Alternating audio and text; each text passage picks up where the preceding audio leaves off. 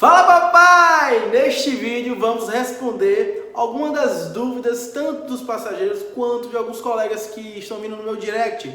Geraldo, em qual situação a companhia aérea deve indenizar o passageiro diante de um cancelamento, diante de todos os casos de problemas aéreos por conta do coronavírus? Então vamos lá! Eu vou trazer exemplos práticos aqui para a gente poder dizer qual das situações que o passageiro merece receber a indenização e qual das situações que o passageiro não merece receber alguma indenização, tá certo? Porque exclui a responsabilidade da companhia aérea. Então, quais são essas situações?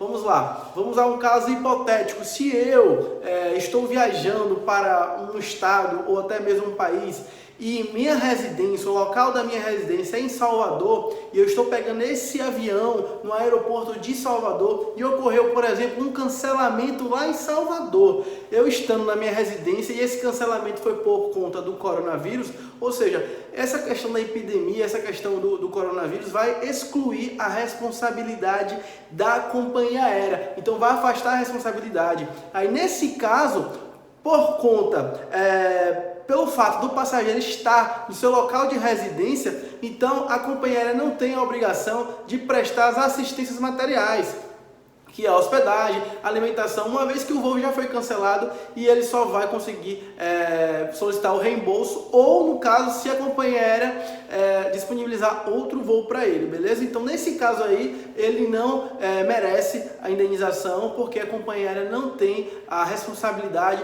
por conta daquele... a responsabilidade é excluída, tá certo?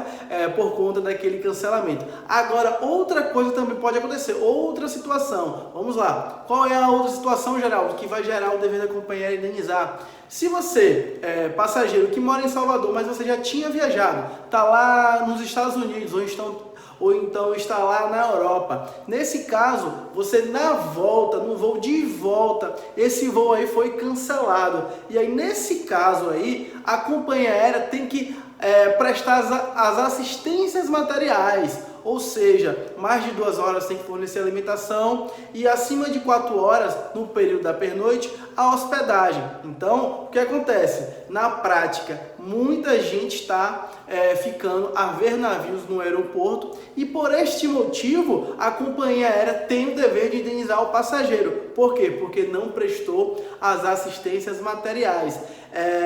E aí, nesse caso, se você pegar a nova medida provisória, no seu artigo 3º, lá na última frase diz lá, mantenha-se as assistências materiais, a assistência material. Por quê? Porque é uma obrigação da companhia aérea prestar essa assistência. Então, modificou a questão do reembolso, que agora é o prazo de 12 meses, mas a assistência material está ainda valendo. Então, se o consumidor pagou, o passageiro, uma hospedagem, uma alimentação, ou até mesmo uma outra passagem de outra companhia aérea para voltar para o Brasil, um exemplo, nesse caso aí ele tem e merece receber aquela restituição. Então a companhia aérea tem o dever de indenizar o passageiro. Isso também vai acontecer em uma conexão, não é? Ou seja, você conseguiu fazer o primeiro voo e está em conexão para ir para o seu destino final. Aconteceu o cancelamento. A companhia aérea tem a obrigação de fornecer alimentação e hospedagem. Alimentação para atraso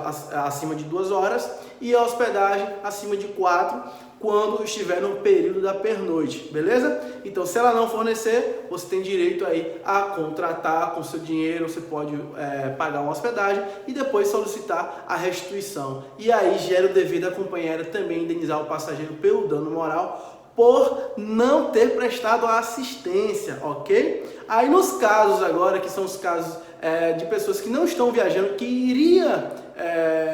iriam viajar, nesse caso especificamente, que você vai solicitar o cancelamento para pedir o reembolso, aí é mais tranquilo, a companhia aérea não pode lhe cobrar nenhum tipo de multa, tá bom? E esse reembolso agora, ela pode lhe pagar em até 12 meses.